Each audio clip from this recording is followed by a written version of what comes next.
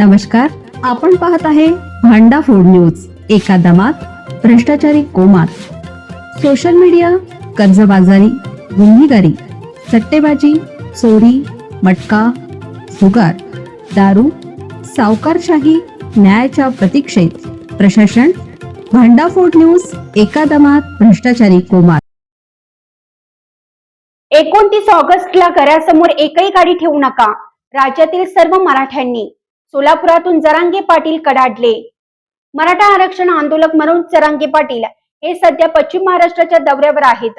यावेळी बोलताना त्यांनी पुन्हा एकदा मराठा आरक्षणाच्या मुद्द्यावर सरकारवर जोरदार हल्लाबोल केला आहे.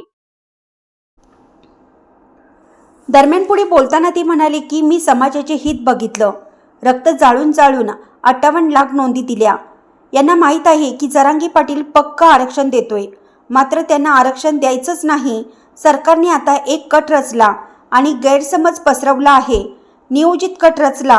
4 प्रमाणपत्र रद्द केले, असंही यावेळी मनोज जरांगे पाटील म्हटले आहेत.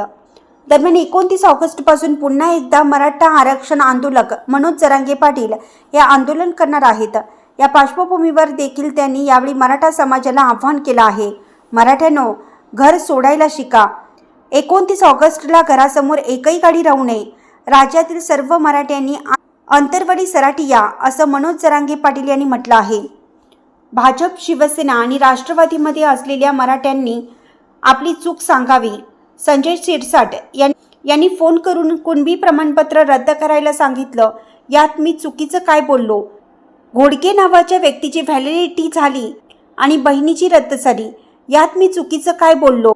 सगळ्या पक्षातल्या मराठ्यांच्या लेकीबाळींचं वाटोळं करायला लागलेत, म्हणून मी बोलतोय.